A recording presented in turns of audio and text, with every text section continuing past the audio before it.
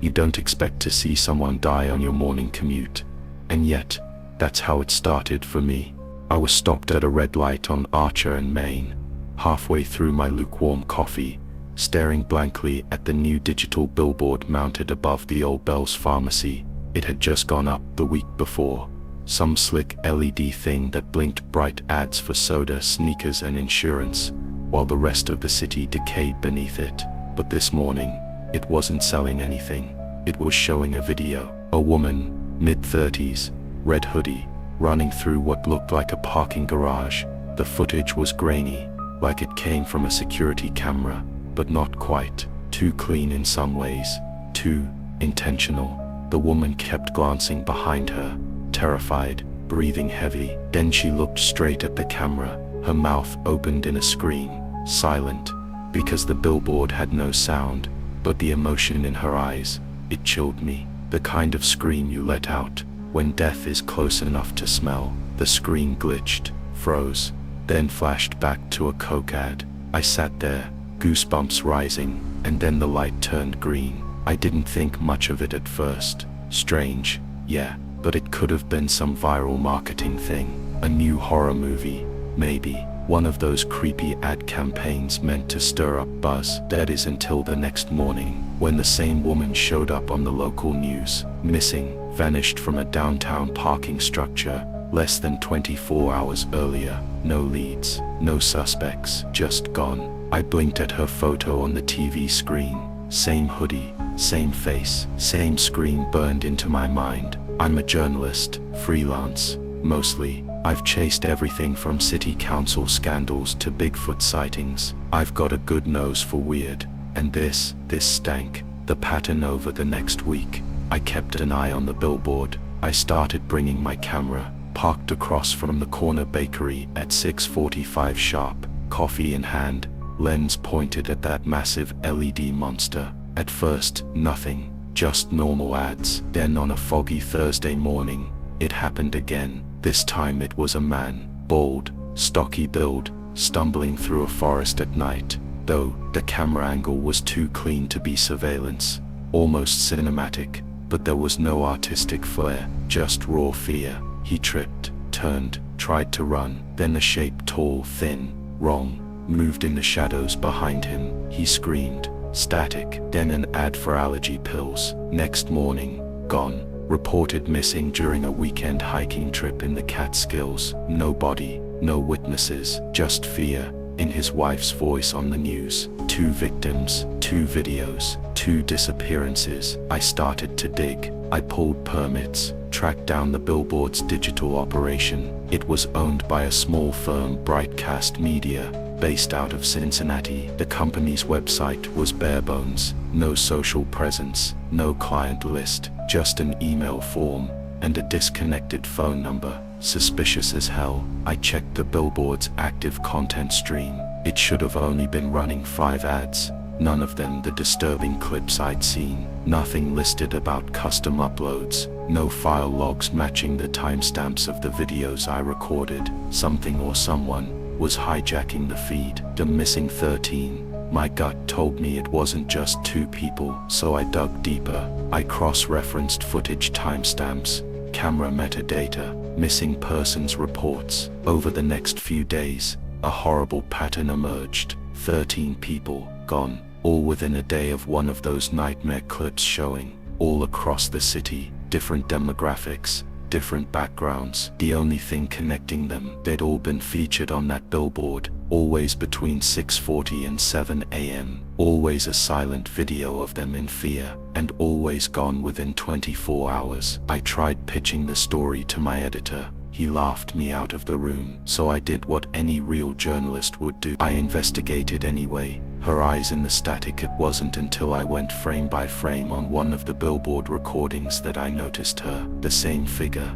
in every video, not always obvious, sometimes just a silhouette reflected in glass, or a blurry figure behind a tree, but always there, watching. She was tall, pale, long dark hair that moved like it was underwater. Her face, that's what kept me up. In the cleanest frame I could find, I zoomed in. Her mouth was wrong, like it had too many teeth. Her eyes were too wide, too far apart, like she wasn't built to mimic us, but had tried anyway. She didn't belong in our world, she belonged to the billboard, and I think she was choosing them. The videos weren't ads, they were warnings, or maybe rituals. Each person shown wasn't just captured, they were marked, and once they were marked, they were taken. Part 2, Broadcast echoes. The night after I found her face, that face, I started hearing static, not on my TV, not on the radio, in my head.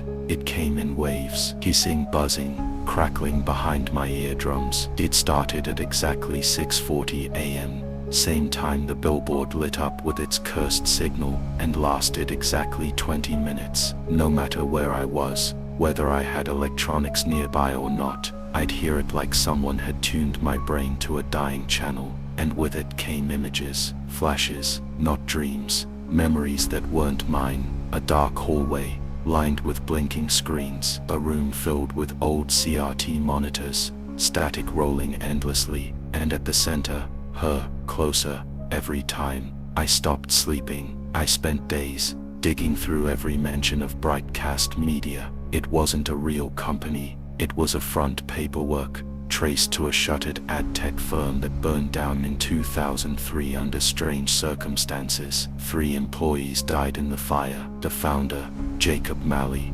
vanished without a trace. But I found something in a cached archive, a single quote from Malley, buried in a forgotten interview with a tech blog. What if ads could find you, not just target your interests, your trauma? What if pain was the perfect engagement tool? That was the moment I realized this wasn't a ghost story, it was a signal, something intelligent, broadcasting pain, and we were the receivers. The man on the roof. I decided to see the billboard up close, not from the street, from the roof. I bribed the kid who managed the bakery beneath it, said I was doing maintenance checks. He handed me the keys with a shrug. I climbed the fire escape at 5:45 a.m., recorder in hand, camera strapped to my chest. The billboard loomed overhead, humming low like it was breathing. Up close, it didn't look digital. The LED surface rippled slightly, like a thin membrane. The air around it was hotter than it should have been, and the static in my ears turned into voices, dozens of them,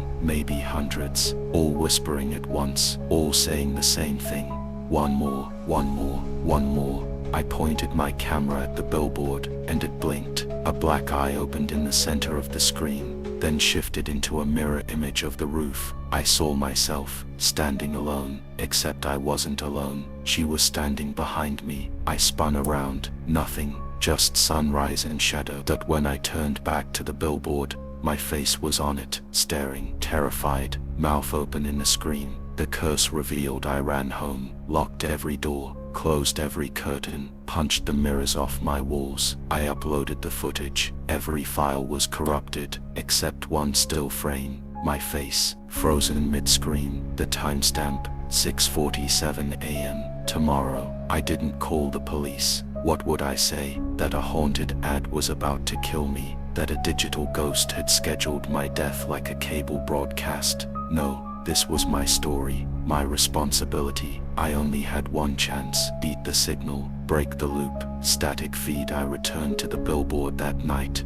with a crowbar, gasoline, and a flask of cheap whiskey. If I was going to die, I was going to die trying to burn the message out of the sky. I climbed to the roof at 3 a.m. The billboard was off, black, sleeping. I didn't wait. I poured the gasoline, lit the rag, hurled it forward. The flames caught, but not like fire on plastic. The billboard absorbed it, the heat turning blue, the flames stretching sideways like they'd caught wind from another dimension. It didn't scream, it sighed, a deep satisfied breath, like I'd fed it. And then the air split open. The billboard peeled in half, revealing a corridor of glitching static. On the other side, a chamber of light and noise, rows of people strapped to chairs, mouths forced open, eyes held open, endless screens playing their worst moments on loop. Some of them were the missing, some were strangers, and one of them was me, already screaming, already fading, already broadcasting.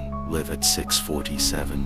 I should have turned back, but I stepped through. The world folded in like tin foil, crushing my body into 1,000 frequencies. I didn't walk, I was streamed, piped through a loop of pain, spat out into a room that smelled like ozone and rot. She was there, the woman from the videos, but now I saw her true shape.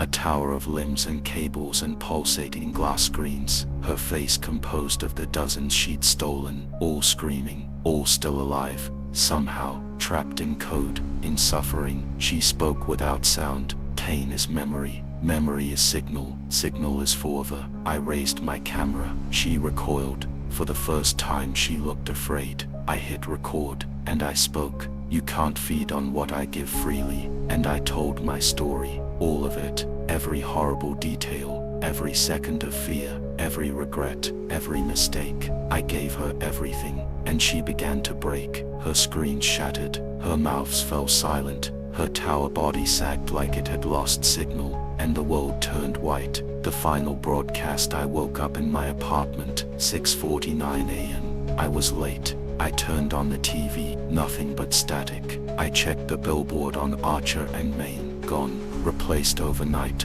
by a simple painted sign that read, "You are not alone." No one remembered the missing, not by name, not by face. It was like they'd been erased, except for me. I wrote the story, I sent it out, I posted it on every site that would take it, because pain feeds the curse, but truth ends the broadcast.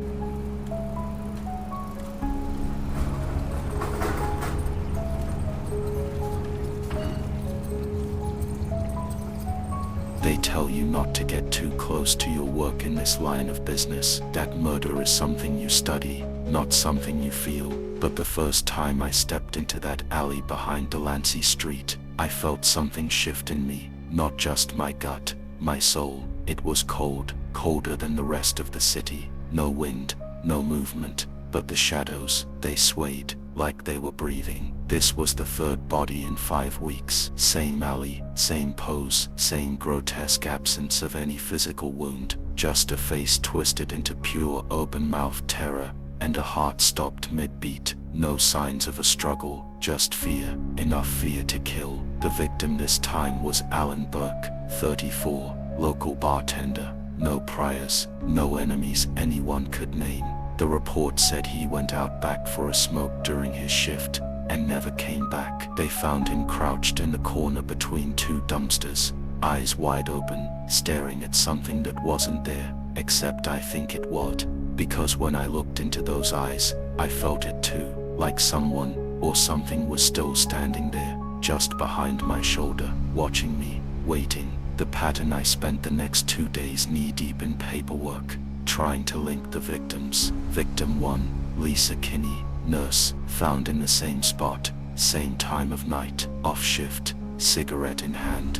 Victim 2, Marcus Velasquez, electrician, cutting through the alley to get home, phone still in his pocket, never used. And now Burke, all unrelated, no connection, no mutual contacts, just the alley, alley 19A, behind Delancey and King, a stretch of cracked concrete, walled in by rusted fire escapes and shattered windows. Not a place you'd linger, but it had always been a shortcut, a smoke break spot, a sleeping spot for the homeless. Not anymore. Now it was just empty. People stopped going near it, even in daylight. And the worst part, the shadows didn't match the light. The man in the wall. I went back alone at night. I shouldn't have, but something pulled me. Call it instinct, call it obsession.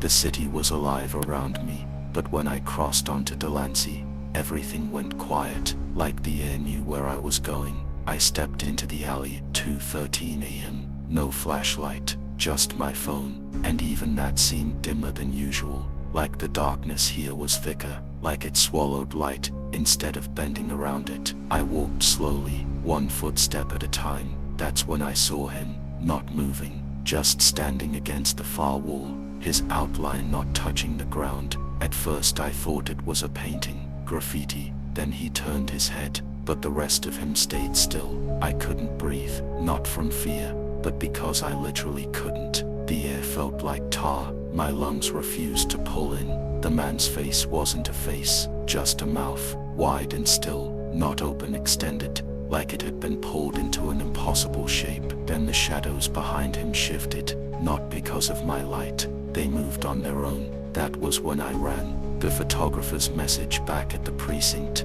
I requested all historical records on that alley. Murders, assaults, missing persons. The system choked. The list was endless. Most weren't even solved. Then I got a call from an old source, Milo, a freelance photographer who'd done crime scene work for the department a few years back. Said he'd taken a photo of the alley a year ago and seen something strange, something that never left him.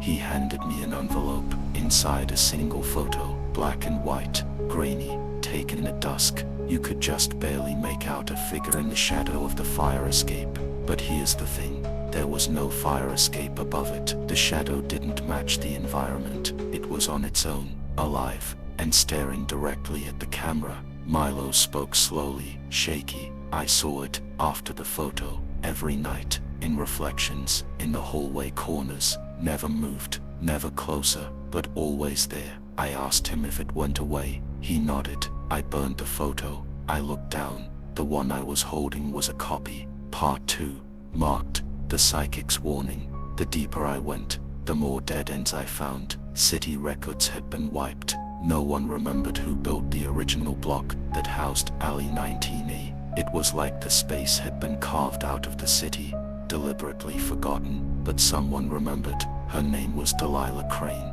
a psychic, or fraud, depending on who you asked. She'd helped with a kidnapping case back in 2007 and then disappeared from the public eye. I found her in a rust-colored trailer, 2 counties north, living with 3 cats and a fridge full of expired milk. She didn't open the door. She opened a curtain, and when she saw me, she whispered through the glass, "It's awake again, isn't it?" Inside she poured tea, but never drank. Her hands shook. Her eyes flicked to the corners of the room constantly, like she expected something to crawl out of them. "You went in the alley?" she asked. I nodded. She inhaled sharply, set her cup down. "Then it's already following you." I didn't ask how she knew.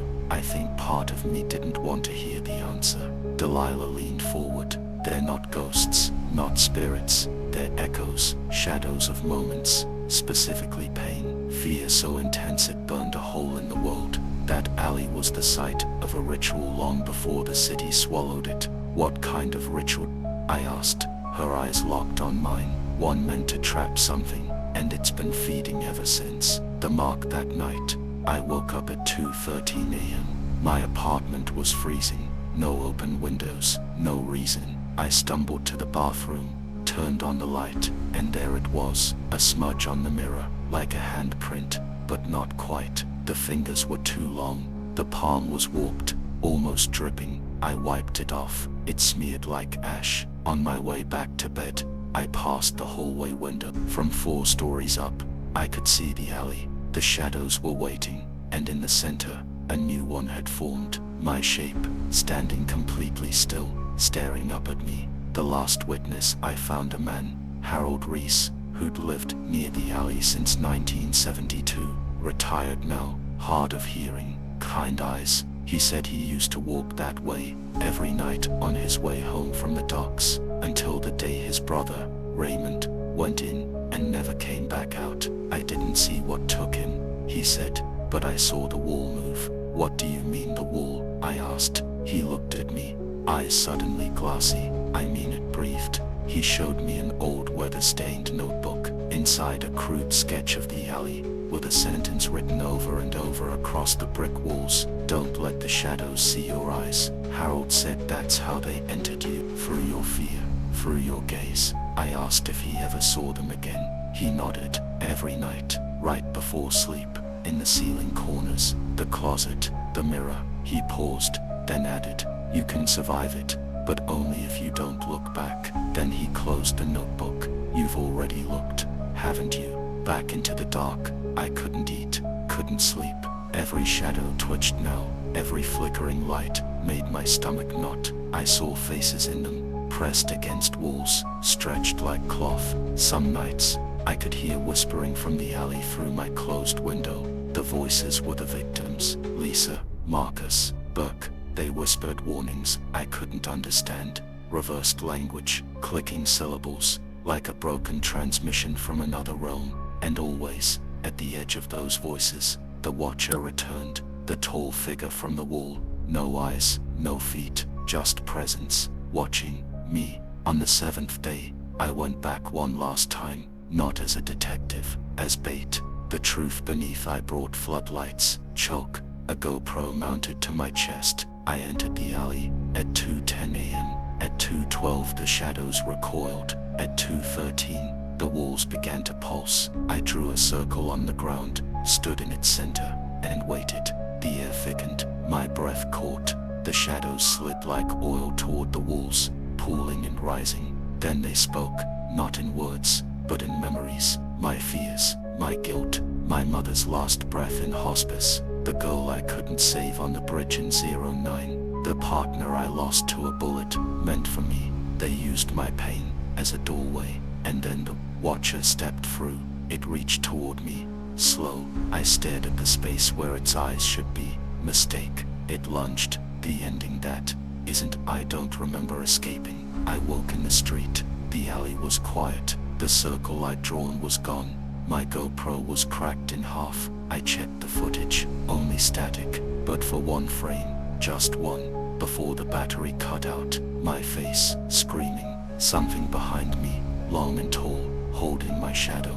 They never stopped watching. They closed the alley the next day. City declared it structurally unsafe, but I still see them. In puddles, in glass, in the half-light between headlights. And when I close my eyes at night, I hear them whisper, "We see you, Caleb. We are always watching, and soon, so will you." Part 3, The New Detective. Enter Detective Ellis. I had just finished my second cup of stale office coffee when they gave me the case file, a thick folder with Caleb Maris's name scrawled across it in bold reading. It wasn't supposed to be mine. I was fresh out of the academy, eager to prove myself, but there it was, dropped on my desk like a dead weight. Detective Caleb Maris had been missing for a week. No one knew where he'd gone. His apartment was untouched. His car was still parked in the lot. But what really caught my attention was the case itself. His last investigation, a string of strange, unsolved murders, was still open. All the victims had died in the same alley, and according to the file, Caleb had gone into the alley the night before he disappeared. That was over a week ago. I could hear the whispers in the office. People were hesitant to speak his name out loud. There were rumors that Caleb had started acting strange, agitated, paranoid. He had been obsessed with the alley. The last report he filed had notes scribbled in frantic handwriting. He'd spoken to a psychic, a woman named Delilah Crane, and apparently, his behavior had taken a sharp turn after that. I could hear their voices behind the closed door, murmuring about Caleb's disappearance. Some said he was a casualty of his own obsession.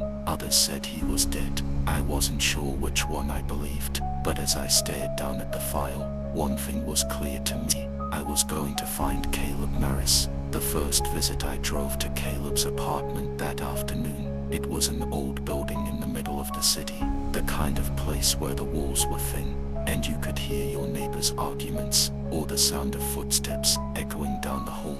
His door was unlocked, which seemed strange. I pushed it open slowly, the stale air hitting my face as I stepped inside. There were no signs of a struggle, no overturned furniture or broken glass. It looked ordinary, too ordinary. Caleb's desk was cluttered with case files. His bookshelves were filled with old detective novels, a few half-empty coffee cups, and some old case notes. A few pictures of what appeared to be family, nothing too personal. I sat down at his desk and sifted through the papers. The alley 19A. I'd seen the address in the file, but it didn't mean much to me yet. It seemed like a dead end, until I noticed something strange. There was a piece of paper with a hand-drawn map of the alley taped to the corner of Caleb's monitor.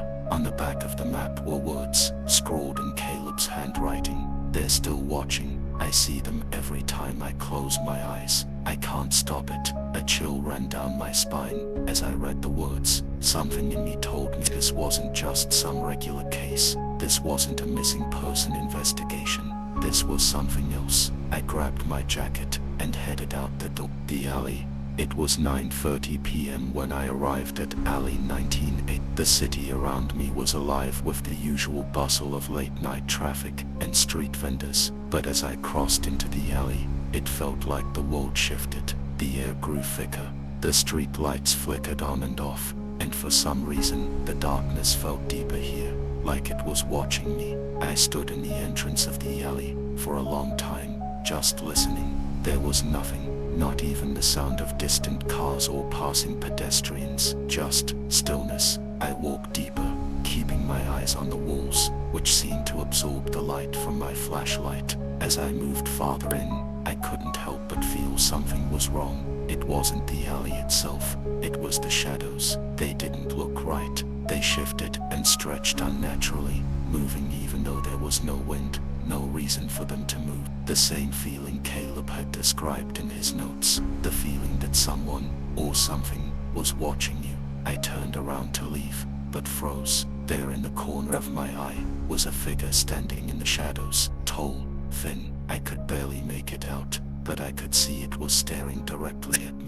My breath caught in my throat. I raised my flashlight and took a step forward, but the figure was gone. I blinked. Nothing, just empty space. I had to get out of there, but my legs felt like they were stuck in mud. Every instinct in my body screamed at me to leave, but something else kept me in place. Something that kept me moving forward, deeper into the alley, like I was being pulled. It wasn't until I heard the whispering that I realized what had happened. The whispering at first, I thought it was the wind, or maybe the sound of rats scurrying in the dark. But the closer I listened, the clearer it became. It was words, soft, drawn-out words, coming from all directions. The shadows seemed to pulse as the voices grew louder. I couldn't make out everything, but I heard snippets. We see you. You are marked. Caleb was ours. Now, so are you. I tried to step back, but my feet wouldn't move.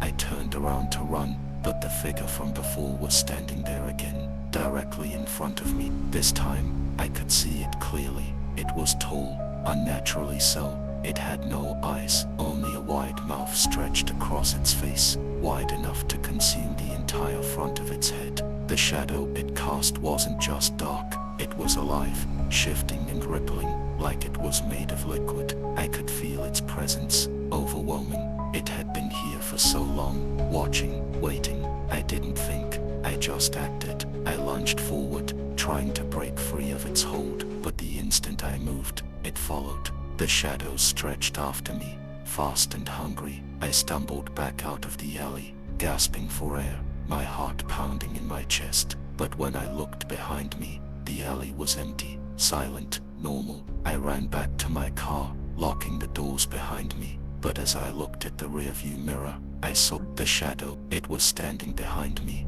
far off in the distance, watching me. The beginning of the end. I drove straight to the precinct, adrenaline still coursing through me. I had no idea what I had just seen. I couldn't explain it, but I knew this wasn't over. Caleb Maris hadn't disappeared. He hadn't just vanished. He had been taken, or worse, he had been marked, just like I had been. I picked up the file again, flipping through it for any clue I had missed. Then, in the corner of the page, I found something I hadn't noticed before, a scribbled note written in the margin. The shadows are always watching. The moment you see them, they will follow you, forever. The same words Caleb had written just before he disappeared. I felt my hands shake as I put the file down. I didn't know if I was ready for this case. I didn't know if I could handle it. But one thing was certain, the shadows would never stop following me. And now, neither would the truth.